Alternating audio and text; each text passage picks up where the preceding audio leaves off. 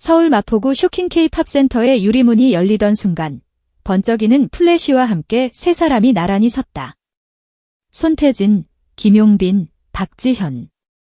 공연장의 영웅들이 오늘만큼은 여행 초보자, 그것도 길을 잘못 찾는다는 의미의 길치라는 이름표를 달고 마이크 앞에 섰다.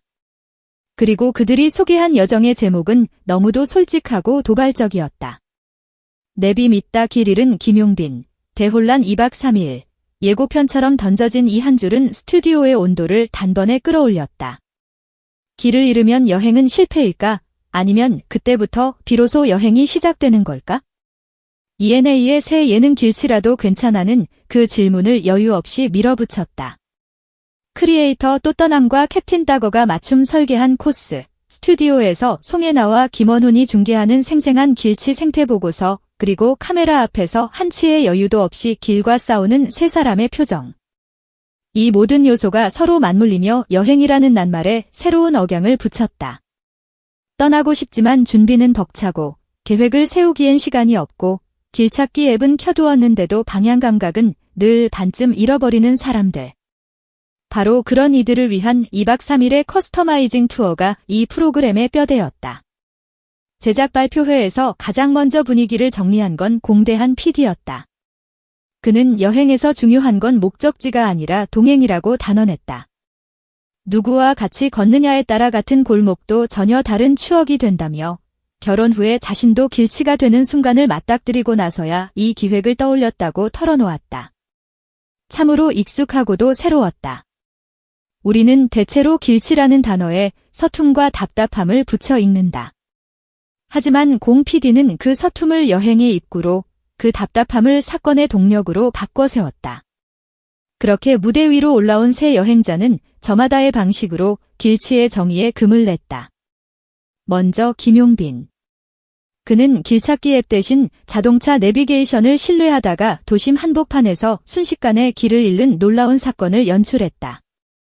화면 너머로도 땀이 보일 만큼 긴박한 표정, 내비 화면과 표지판을 번갈아 확인하는 손끝, 그리고 뒤늦게 터져나오는 웃음. 김원우는 섭외가 제대로 되었다며 믿기 어려울 정도로 길을 못 찾더라고 혀를 내둘렀다. 그러나 그 한마디 뒤에는 미세한 감탄이 숨어 있었다. 왜냐하면 김용빈은 그 단순한 길 이름을 기막힌 서사로 바꿔 세웠기 때문이다. 엇갈린 골목 하나가 나침반이 되었다가 잘못한 버스 한 대가 뜻밖의 맛집을 가리키고 돌아 나온 횡단보도가 새로운 풍경을 열어젖히는 순간들. 그는 백지 상태의 여행자라고 스스로를 소개했지만 백지야말로 가장 과감한 그림을 받아들이는 종이라는 걸 증명했다. 박지현의 태도는 또 달랐다. 그는 자신을 길치로 부르는데 주저했다. 누구나 길치가 될 수는 있지만 자신은 아직은 아니라고, 대부분 누구나 겪어볼 만한 상황의 연속이었다고 말하며 웃어 보였다. 그 단호함 덕분일까? 그의 여행 장면에서는 길을 모른다가 아니라 길을 고집한다는 표정이 치고 나왔다. 지도에 박힌 핀을 믿기보다 현지인에게 묻고 눈으로 확인하는 작은 고집. 그래서 때로는 더 느리고 더 멀고 더 돌아갔지만 그 우회로가 낯선 도시의 온도를 더 또렷하게 피부에 새겼다.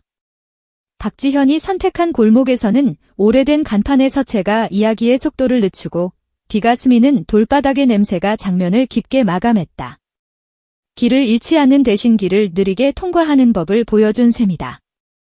길치냐 아니냐의 문제를 결국은 내가 이 도시를 어떻게 호흡하느냐의 질문으로 확장해버린 기재였다. 그리고 손태진. 그는 스스로를 길치로 생각해본 적이 없었다고 고백하면서도 이번 여정이 길치의 정의를 다시 쓰게 만들었다고 돌아봤다. 그의 장면에서 카메라는 멀미처럼 가볍게 흔들리다가도 어느 순간 탁 멈췄다. 음악가에게 길이란 지도에 그어진 선이 아니라 박자에 가까운 것인지도 모른다. 초행길의 불협화음이 반복되다가도 어느 순간 현지 시장의 소음과 버스 엔진의 저음, 신호등 소리의 높은 음이 뒤섞이며 리듬을 만든다. 그 리듬을 붙잡는 순간 손태진은 미묘하게 표정을 가다듬고 걸음을 고른다. 길은 외워지는 게 아니라 익숙해지는 것이라는 사실. 그는 길치의 서툼을 리듬의 탐색으로 바꿔서 보여줬다. 낯선 도시의 동선을 찍고 다시 꿰매는 과정, 그것이 음악적 감각과 결합하면 어떤 온도를 띠는지 그의 눈빛이 조용히 말해주었다. 이 프로그램의 구조가 특이한 건 설계된 여행과 설계대로 되지 않는 사람 사이의 간극을 도리어 콘텐츠의 엔진으로 삼았다는 점이다. 또 떠남과 캡틴 따거는 초보자를 위한 2박 3일, K소도시 탐험, 가족 여행 등 현실적인 테마를 섬세하게 짠다. 하지만 설계는 지도를, 사람은 이야기를 만든다. 길치들이 그 지도를 어긋나게 읽는 순간 스튜디오의 송혜나와 김원우는 그 덕은남을 해설로 감싼다. 김원우는 무더운 여름날 물 없이 고구마를 먹는데 이상하게도 너무 맛있어 계속 먹게 되는 기분이라고 비유했다.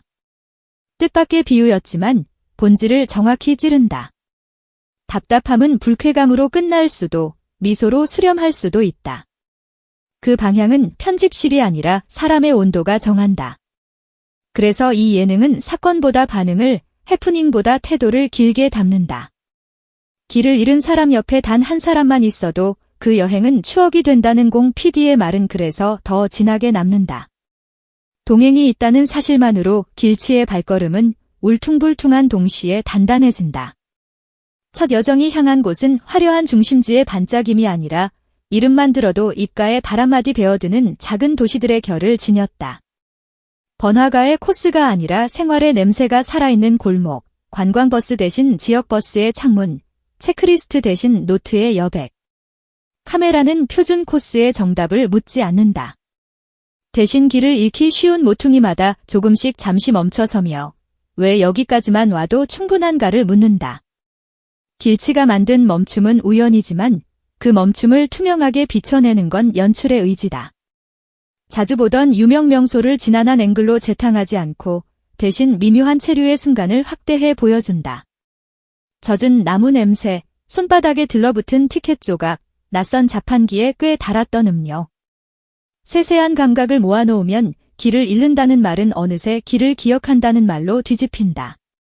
무대에서처럼 이 셋의 관계성도 흥미롭다. 김용빈이 내비의 고집으로 던져주는 커다란 해프닝이 소리의 파문이라면 손태진은 그 파문이 벽에 부딪혀 돌아오는 반향을 듣는다. 나였다면 어디에서 내려서 누구에게 물었을까? 어떤 사소한 실수를 인정하고 어느 지점에서 과감하게 되돌아섰을까? 예능이지만 보는 이는 자신만의 여행 사용 설명서를 다시 쓰게 된다. 스튜디오의 존재도 절묘하다. 송혜나의 균형 잡힌 진행은 새 여행자의 허둥거림에 괜찮음이라는 이름표를 붙인다. 사람은 누구나 서툴 수 있고 서툰 사람도 떠날 수 있고 떠나는 사람은 결국 도착한다는 당연하지만 쉽게 있는 문장을 다시 기억하게 한다. 김원훈의 코멘트는 사건의 모서리를 둥글게 깎는다. 길을 잃고 주저앉을 만큼 당황한 순간을 시청자가 안방에서 미소로 껴안을 수 있도록 각도를 조금 비튼다. 그래서 이 스튜디오는 단순한 중계석이 아니라 길치의 여정을 볼만한 이야기로 번역하는 문학적 편집실처럼 기능한다. 멘트는 과하지 않고 리액션은 과묵하지 않다. 그 균형이 길치의 리듬을 존중한다. 제작 발표 회장의 공기는 마지막 질의응답에서 한 번 더 달아올랐다. 시청자와의 공감, 동행의 의미, 초보자를 위한 설계, 그리고 무엇보다 새 여행자가 화면 너머로 건네고 싶은 한 문장. 시간이 없고 계획이 귀찮고 길이 서툴러도 떠날 수 있다는 용기. 착륙이 아니라 이륙의 심장박동을 보여주는 예능. 그 예능이 첫 발을 뗐다. 무대에서는 하나, 박 하나가 중요하듯 여행에서는 모퉁이 하나, 표지 하나가 중요하다는 사실을 이 프로그램은 집요하게 환기한다. 그리고 우리는 알게 된다. 길치의 2박 3일은 대혼란이 아니라 대서사라는 것을. 손태진의 귀는 도시의 박자를 듣고 박지현의 발은 도시의 호흡을 맞추고 김용빈의 웃음은 도시의 허둥지둥을 사랑한다. 그들이 함께 걸을 때 길치의 여행은 예측 불허가 아니라 예측 불가피가 된다. 길을 잃을 수밖에 없기에 결국 우리는 더 많이 발견하게 된다.